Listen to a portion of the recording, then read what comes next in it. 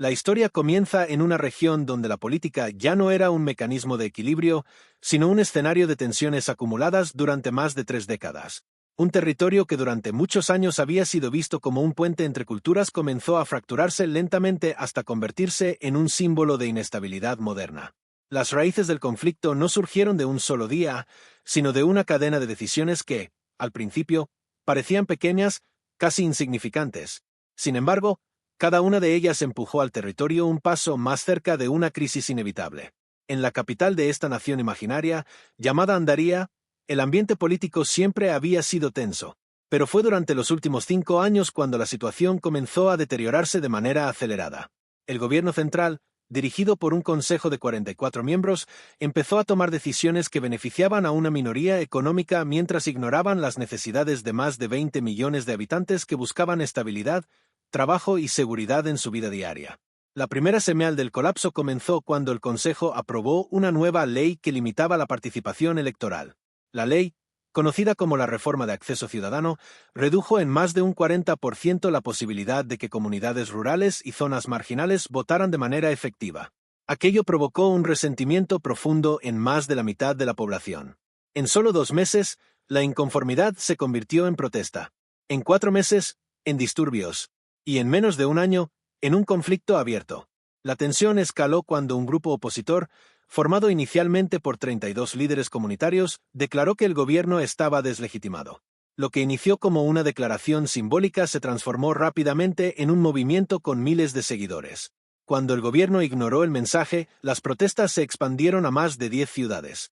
Cada una de ellas se convirtió en un escenario donde la tensión podía sentirse incluso antes de ver las multitudes. La chispa final llegó cuando las fuerzas estatales, en un intento de contener una manifestación masiva en la ciudad de Havarín, utilizaron tácticas que nunca antes se habían empleado en el país. Más de 2.000 ciudadanos resultaron heridos en cuestión de horas. En ese momento, la población comprendió que el conflicto ya no era político. Era personal, era visceral, y era inevitable. El movimiento opositor se reorganizó. Crearon un consejo provisional compuesto por 12 delegados provenientes de diferentes sectores sociales. A pesar de sus diferencias, compartían un objetivo común: restablecer un sistema justo donde la población se sintiera escuchada. En sus discursos insistían en que la nación había sido entregada a intereses privados que buscaban controlar los recursos naturales de Andaría durante los próximos 50 años. Aunque el gobierno lo negaba, muchos ciudadanos sabían que la explotación de los yacimientos energéticos más grandes del país había comenzado sin consulta pública. Mientras tanto, en el Palacio Gubernamental, el Consejo Central discutía estrategias para mantener el control del país. Algunos miembros, más moderados, sugerían negociar, pero otros, más radicales, afirmaban que cualquier concesión sería interpretada como debilidad. Finalmente, la posición radical prevaleció. El gobierno anunció una operación de seguridad nacional para recuperar el orden público. Aunque la declaración parecía rutinaria, las consecuencias fueron devastadoras. La operación involucró un despliegue de más de 30.000 agentes en distintas regiones del país. Las imágenes transmitidas por medios independientes mostraban carreteras bloqueadas, barrios sitiados y a cientos de familias intentando abandonar la capital para evitar quedar atrapadas en un posible enfrentamiento armado. Muchos describían la atmósfera como la más tensa vivida en más de 20 años. El conflicto alcanzó su punto más crítico cuando el Consejo Provisional, en respuesta directa a la operación, anunció la formación de la Asamblea de la Nueva Andaría. Esta asamblea buscaba crear un gobierno paralelo que representara los intereses de la población civil. Su mensaje era claro y directo: no buscaban derrocar al gobierno mediante la fuerza, sino devolverle la voz al pueblo mediante un proceso democrático alternativo. Sin embargo, la reacción del gobierno fue inmediata y contundente. En un comunicado transmitido a nivel nacional, el Consejo Central declaró a la Asamblea como una organización ilegal. La calificaron como una amenaza para la estabilidad nacional. Esa declaración desató una ola de persecución contra líderes sociales, periodistas, abogados y cualquier persona vinculada a los movimientos de oposición. En menos de 3 semanas, más de 8.000 ciudadanos fueron detenidos. Las tensiones crecieron tanto que las fronteras del país comenzaron a sentir el impacto. Naciones vecinas, temiendo que el conflicto se extendiera más allá de Andaría, reforzaron sus controles fronterizos. Miles de familias andarianas intentaron cruzar hacia territorios más seguros. Algunas lo lograron, pero muchas quedaron atrapadas en zonas de paso controladas por las fuerzas militares. En este punto, El mundo comenzó a mirar hacia Andaría. Organizaciones internacionales denunciaron violaciones a los derechos humanos. Académicos y analistas advirtieron que el país estaba al borde de un colapso institucional irreversible. Y, sin embargo, el gobierno se mantuvo firme en su postura, aseguraba que la nación estaba siendo víctima de una conspiración interna destinada a fragmentarla. Mientras tanto, dentro de Andaría, surgían historias que reflejaban la humanidad detrás del conflicto. Historias de jóvenes que habían perdido familiares en las protestas. Historias de agricultores que habían visto destruidas sus tierras por operaciones militares. Historias de maestros que enseñaban a sus alumnos en sótanos improvisados, intentando mantener viva la educación entre el caos. Cada una de estas historias revelaba una realidad que el gobierno se negaba a reconocer públicamente. Los meses siguientes marcaron una etapa oscura. La comunicación dentro del país fue restringida. El acceso a redes informativas internacionales se bloqueó. Y los ciudadanos empezaron a vivir en una incertidumbre constante. Pese a esto, la Asamblea de la Nueva Andaría siguió operando en secreto, manteniendo reuniones en distintas zonas rurales y coordinando ayuda humanitaria desde redes clandestinas. Cuando el conflicto parecía no tener salida, una decisión histórica lo cambió todo. La Asamblea anunció la creación de un tribunal popular destinado a investigar los abusos cometidos por el gobierno durante los últimos años. Aquella noticia resonó en todo el país. Muchos ciudadanos, incluso algunos simpatizantes del gobierno, comenzaron a cuestionar públicamente la legitimidad del Consejo Central. Y así comenzó la fase más decisiva del conflicto. Una fase donde la política dejó de ser una estructura y se convirtió en un pulso directo entre la voluntad de la población y la resistencia del poder establecido. La noticia de la creación del Tribunal Popular cambió el tono del conflicto. La población había vivido durante 3 largos años bajo un clima de represión constante y pérdida progresiva de libertades. Sin embargo, por primera vez, sentían que existía una estructura capaz de enfrentar al poder institucional con un propósito de justicia. El gobierno, al principio, intentó ignorar el anuncio. Pensaban que era solo una estrategia simbólica de la Asamblea. Pero a medida que pasaban los días, quedaba claro que aquello era más que un gesto político. Era el comienzo de un proceso destinado a revelar la verdad que tantos ansiaban conocer. El Tribunal Popular se estableció inicialmente con solo 9 miembros. Todos eran expertos en derechos humanos, historia sociopolítica y justicia comunitaria. Provenían de distintos rincones del país, lo que les daba legitimidad entre diversas comunidades. En un país donde la confianza en las instituciones estatales había caído a su punto más bajo en más de medio siglo, la sola existencia de un tribunal independiente era un símbolo de esperanza. Las primeras audiencias se realizaron en secreto. Se llevaron a cabo en casas abandonadas, en bibliotecas ocultas bajo tierra y en refugios improvisados en las montañas. Los testigos llegaban de manera clandestina, protegidos por redes comunitarias que se iban volviendo más sólidas a medida que la resistencia civil se fortalecía. Cada testimonio revelaba patrones de abuso, corrupción, manipulación mediática y violencia que habían sido ocultados durante demasiado tiempo. Mientras tanto, en el Consejo Central, la tensión aumentaba. Algunos de sus miembros exigían una respuesta inmediata y contundente. Insistían en que permitir que el Tribunal Popular creciera representaba un riesgo para la estabilidad del gobierno. Sin embargo, otros consideraban que el incremento de la presión sobre la ciudadanía podría generar una reacción aún más explosiva. Dentro del Palacio de Andaría se vivía un ambiente de fractura. Lo que antes era un bloque sólido de poder, ahora comenzaba a mostrar señales de división. Esa división se hizo evidente cuando el portavoz del Consejo, durante una rueda de prensa, afirmó que el Tribunal Popular carecía de cualquier validez. Sus palabras fueron duras y calculadas. Aseguró que aquellos que participaran en este nuevo movimiento serían considerados traidores a la nación. Sin embargo, su discurso tuvo un efecto contrario al esperado. En lugar de disuadir a la población, reforzó la percepción de que el gobierno temía la verdad. En diversas ciudades, miles de ciudadanos comenzaron a reunirse en plazas públicas. No eran protestas caóticas como en los primeros meses del conflicto. Esta vez eran manifestaciones silenciosas, organizadas y disciplinadas. La gente levantaba velas, caminaba lentamente y mostraba retratos de sus familiares desaparecidos. Aquellas imágenes recorrieron Andaría clandestinamente mediante grabaciones enviadas a medios independientes que aún resistían desde el exilio. El Consejo Central respondió con un mensaje que pretendía ser conciliador. Anunciaron que comenzarían una serie de reformas para garantizar una mayor participación ciudadana. Afirmaron que entenderían los errores cometidos y trabajarían para recuperar la confianza perdida. Sin embargo, Estas declaraciones fueron interpretadas como una estrategia desesperada. La población ya no creía en promesas. Habían escuchado muchas antes, demasiadas veces. Fue entonces cuando la Asamblea de la Nueva Andaría tomó la decisión más arriesgada desde su creación. Anunciaron públicamente que, en un plazo de 6 meses, organizarían una elección ciudadana paralela para formar un gobierno transitorio que administrara el país hasta que se lograra una transición política estable. No se trataba solo de un acto de resistencia. Era una declaración directa de que el viejo sistema había perdido legitimidad. La respuesta del Consejo Central no tardó en llegar. Declararon estado de alerta nacional. Ordenaron el incremento de las operaciones militares y autorizaron retenes en todas las carreteras principales. Además, impusieron toques de queda en más de 15 ciudades. Esta decisión fue interpretada como un intento de controlar la información y evitar que la idea de elecciones paralelas se expandiera aún más.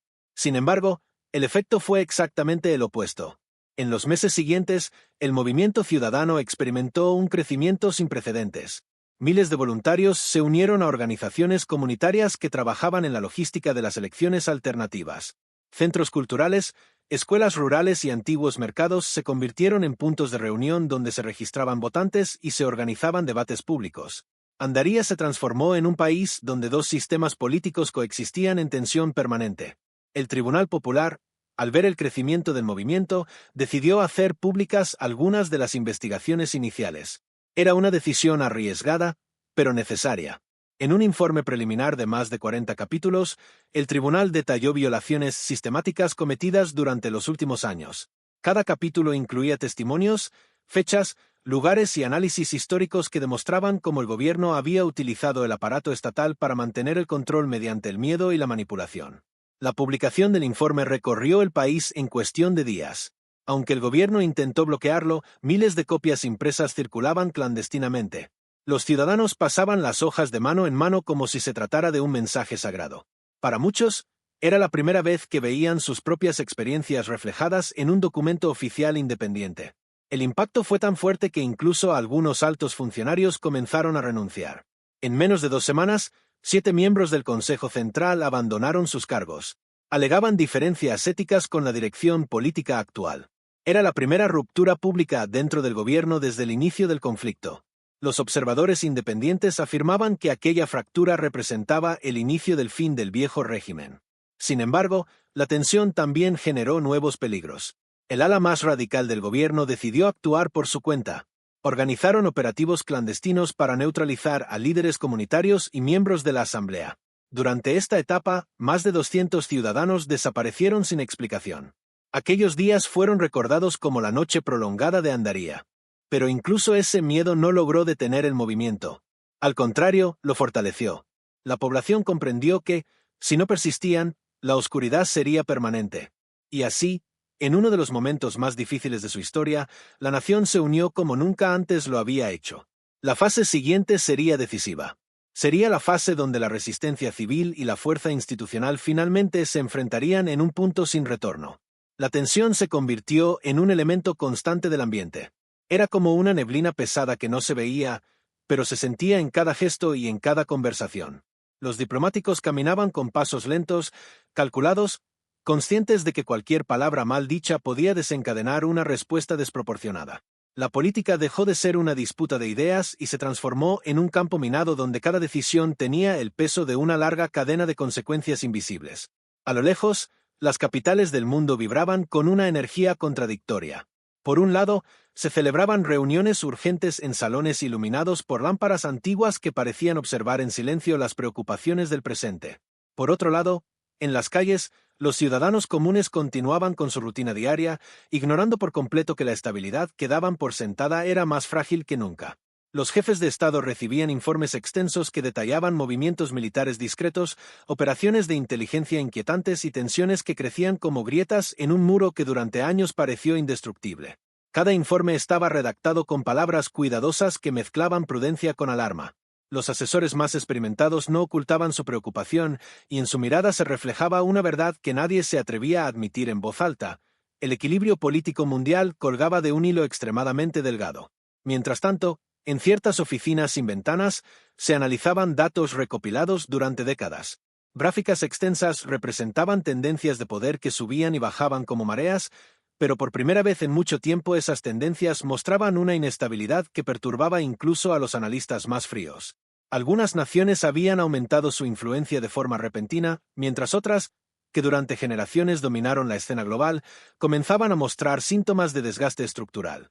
En ese ambiente incierto surgió un fenómeno que amplificó el desconcierto: discursos cada vez más audaces que se pronunciaban en congresos, parlamentos y cumbres internacionales. El tono ya no era diplomático ni mesurado. Era directo, duro, cargado de advertencias y acusaciones veladas que dejaban poco espacio para la interpretación. La retórica se convirtió en una herramienta estratégica y cada frase era estudiada como si se tratara de un movimiento militar. Las conversaciones privadas entre líderes eran aún más inquietantes. Algunos defendían la necesidad de actuar con determinación, convencidos de que los tiempos exigían una postura firme. Otros insistían en que cualquier acción precipitada podría desencadenar una reacción en cadena imposible de contener. Lo que antes eran desacuerdos manejables se transformó en profundas divisiones internas que debilitaban aún más la cohesión internacional. En medio de todo este escenario, la ciudadanía comenzaba a percibir un cambio en el aire. Nadie podía señalar con precisión la causa, pero cada persona sentía que algo se movía debajo de la superficie. Los rumores se propagaban con facilidad. Algunos hablaban de conspiraciones, otros mencionaban posibles rupturas diplomáticas, otros más radicales afirmaban que se estaba preparando un giro histórico que modificaría la forma en que el mundo funcionó durante décadas. Los medios de comunicación se convirtieron en amplificadores de incertidumbre. Sus titulares eran contundentes, sus análisis cada vez más dramáticos y sus entrevistas repletas de expertos que intentaban explicar lo que, en realidad, nadie podía comprender completamente. La saturación informativa generó más ansiedad que claridad. Los ciudadanos estaban más informados que nunca, pero también más confundidos. En uno de los momentos más decisivos, un documento filtrado comenzó a circular entre agencias de inteligencia. Describía estrategias cuidadosamente elaboradas para aprovechar vulnerabilidades políticas en distintas regiones del mundo. Aunque no mencionaba nombres directamente, su contenido insinuaba maniobras que podían alterar alianzas históricas y debilitar estructuras que parecían inquebrantables. Este documento, escrito con un lenguaje calculado, puso en alerta a los gobiernos. No era una simple advertencia ni un análisis académico. Era un mapa estratégico, diseñado con precisión, que señalaba los puntos exactos donde la presión podía cambiar el rumbo de la historia. Cuando los líderes lo leyeron, comprendieron que alguien, en algún lugar, estaba actuando con una visión de largo alcance que ellos mismos habían perdido desde hacía años. La narración del conflicto político global se expandió como una sombra que se alargaba lentamente sobre todo el planeta. Lo que estaba en juego ya no era solamente poder o influencia. Era algo mucho más profundo, la estructura misma del orden mundial que había gobernado durante generaciones. Ese orden, construido con acuerdos, tratados, compromisos y equilibrios delicados, comenzaba a mostrar señales de fractura. Y detrás de todo este panorama emergía una realidad inquietante. No había un solo adversario. No había un solo país responsable. No había una única causa identificable. El verdadero enemigo era un proceso complejo, silencioso y acumulativo. Un proceso que había avanzado lentamente durante décadas hasta llegar al punto exacto donde una chispa, por pequeña que fuera, podría encender una crisis de proporciones históricas. El desconcierto crecía incluso en los círculos más preparados, aquellos que durante años se consideraron inmunes al miedo. Los analistas veteranos, acostumbrados a examinar crisis con una frialdad casi quirúrgica, comenzaron a mostrar un gesto distinto en sus rostros. Era una mezcla de preocupación genuina con una intuición que no podían ignorar. Sabían que las tensiones no nacen de la nada. Sabían que cuando tantas piezas empiezan a moverse al mismo tiempo, es porque una fuerza silenciosa está empujando desde un lugar profundo. Los centros de investigación política enviaban informes cada vez más extensos. En ellos se describía cómo pequeñas rivalidades regionales, que antes parecían irrelevantes, estaban conectándose como hilos invisibles dentro de una red mucho más grande. Esa red abarcaba continentes, gobiernos, corporaciones y grupos que preferían mantenerse fuera de la atención pública. El mundo parecía haber entrado en una fase donde lo importante ya no ocurría frente a las cámaras, sino en espacios oscuros donde solo unos pocos tenían acceso. A medida que avanzaban los días, aumentaba la sensación de que el tiempo se aceleraba. Las decisiones que antes requerían meses de debate ahora debían tomarse en cuestión de horas. Los gobiernos trataban de reaccionar, aunque muchos lo hacían con una torpeza que revelaba su desconexión con la realidad. No estaban preparados para un mundo donde los adversarios no lanzaban amenazas directas, sino que influían en mecanismos invisibles que alteraban el equilibrio sin dejar huellas claras. En ese clima de tensión, algunos países comenzaron a reorganizar sus prioridades. Cambiaron estrategias, reescribieron doctrinas y reactivaron alianzas que habían abandonado hacía años. Este giro repentino no pasó desapercibido. Los especialistas detectaron movimientos que no encajaban con la lógica habitual. Parecía que ciertos gobiernos estaban respondiendo a un peligro que no habían comunicado al resto del planeta, como si supieran algo que nadie más sabía. Mientras tanto, las redes sociales se convertían en un campo de batalla paralelo. Mensajes contradictorios inundaban todas las plataformas. Algunos afirmaban que se avecinaba un cambio inevitable. Otros aseguraban que los líderes mundiales estaban ocultando información crítica. Y otros, más radicales, hablaban de fallos internos en estructuras políticas que durante décadas se presentaron como sólidas e indestructibles. Este caos informativo hizo que millones de personas perdieran la confianza en todo lo que antes consideraban seguro. La incertidumbre crecía, y junto con ella se fortalecía un sentimiento que rara vez se menciona en los análisis oficiales, la sensación colectiva de que el mundo se movía hacia un momento de ruptura. Una ruptura que no sería repentina ni violenta, sino progresiva, silenciosa y profundamente transformadora. Era como ver cómo se agrietaba lentamente la base de una estructura colosal. Nadie sabía en qué momento exacto se derrumbaría, pero todos intuían que ya no se podía evitar. Un grupo reducido de estrategas militares observó con detenimiento estos cambios. Identificaron patrones preocupantes, movimientos logísticos inesperados, cambios abruptos en presupuestos de defensa, ejercicios militares que antes eran rutinarios y ahora adquirían un tono claramente defensivo. Para ellos, este tipo de señales no eran simples coincidencias. Eran indicadores de que el sistema estaba entrando en una fase de preparación silenciosa, una fase que solo se activa cuando los gobiernos creen que el riesgo es real. El corazón del conflicto no estaba en los discursos públicos, sino en los silencios. En esas pausas prolongadas cuando los líderes eran cuestionados. En esas frases incompletas que intentaban evitar revelar demasiado. En decisiones aparentemente menores que, al observarlas en conjunto, revelaban una narrativa más profunda. Una narrativa que hablaba de un reacomodo estratégico, de un temor acumulado y de una lucha interna por mantener el control de un mundo que se deslizaba hacia un territorio incierto. Los mercados internacionales también comenzaron a reaccionar. Las fluctuaciones se intensificaron. Las inversiones se movían con una velocidad poco habitual. Había un nerviosismo sutil pero constante que se reflejaba en cada transacción. Los economistas advertían que la volatilidad no era resultado de eventos aislados, sino de una percepción global de inestabilidad. Cuando la economía siente que algo grave se aproxima, las cifras dejan de comportarse con normalidad. En este punto, la crisis dejó de ser solo política. Se transformó en un fenómeno total que afectaba cada capa de la sociedad humana. Desde los consejos de seguridad hasta los hogares comunes. Desde los despachos diplomáticos hasta los mercados. Desde las salas de conferencias hasta las mentes de quienes simplemente querían vivir en paz. La tensión ya no pertenecía a un solo sector. Se había convertido en un estado emocional global. Y, aún así, nadie hablaba abiertamente del origen del problema. Nadie señalaba la raíz. Nadie se atrevía a decir la verdad completa, porque admitir la verdad significaría aceptar que el mundo estaba entrando en un escenario donde ninguna nación tenía control absoluto. Donde incluso las potencias más fuertes debían reconocer que el tablero había cambiado de manera irreversible. Era el preludio silencioso de una transformación histórica. A medida que avanzaban las semanas, el conflicto político dejó de ser una serie de tensiones aisladas y se convirtió en una corriente constante que atravesaba todas las estructuras del poder mundial. Lo que antes eran simples indicios ahora formaban un patrón claro. Un patrón inquietante. Un patrón que revelaba un movimiento subterráneo mucho más grande de lo que cualquier gobierno estaba dispuesto a admitir públicamente.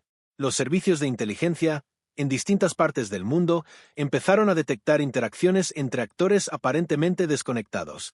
Organizaciones sin relación aparente compartían discursos similares. Líderes de regiones lejanas defendían posturas idénticas. Narrativas emergían simultáneamente en lugares donde jamás habían tenido influencia. Este tipo de sincronía no podía explicarse con casualidades. Para muchos analistas, era la prueba definitiva de que una influencia invisible se estaba extendiendo como una sombra que avanzaba sin detenerse. En los pasillos de las embajadas, la preocupación era palpable. Los diplomáticos se miraban entre sí con un gesto silencioso que decía más que cualquier informe escrito. Sabían que las reglas habían cambiado. Sabían que el orden que sostuvieron durante tanto tiempo empezaba a desmoronarse.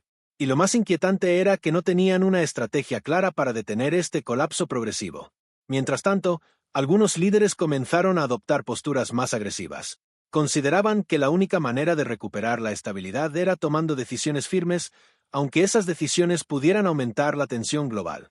Argumentaban que el mundo había entrado en una fase en la que la pasividad era más peligrosa que la acción. Esta visión provocó roces internos entre quienes apostaban por la cautela y quienes exigían respuestas inmediatas. Los ciudadanos comunes, sin conocer los detalles de estas disputas, comenzaron a experimentar los efectos indirectos. La información se volvió contradictoria. Las instituciones se mostraban descoordinadas. Las decisiones oficiales parecían improvisadas. Cada persona, desde su perspectiva individual, percibía algo que no lograba explicar. Era la sensación de que el mundo se agitaba desde dentro, como si una fuerza invisible estuviera alterando la base sobre la que se construyó la vida cotidiana. En ciertas regiones del planeta, los movimientos sociales se intensificaron. Algunos surgieron espontáneamente. Otros parecían estar motivados por intereses ocultos. Lo que antes se consideraba simple descontento ahora tomaba dimensiones inesperadas. Las protestas crecían con rapidez. Las demandas se multiplicaban. Y en todas, sin excepción, se percibía un mensaje subyacente: algo está mal en lo más profundo del sistema. Los estrategas políticos intentaban comprender esta ola de inestabilidad, pero cuanto más analizaban, más evidente se hacía una verdad incómoda. El problema no era un solo país. No era una sola ideología. No era un solo evento. Era una acumulación de tensiones globales que habían sido ignoradas durante demasiado tiempo. Tensiones que se habían transformado en una corriente imparable que arrastraba a todos por igual. En las reuniones privadas entre jefes de Estado, surgió una pregunta inquietante que nadie quería formular en público. ¿Y si el mundo estaba entrando en una etapa donde los viejos conceptos de poder ya no eran suficientes?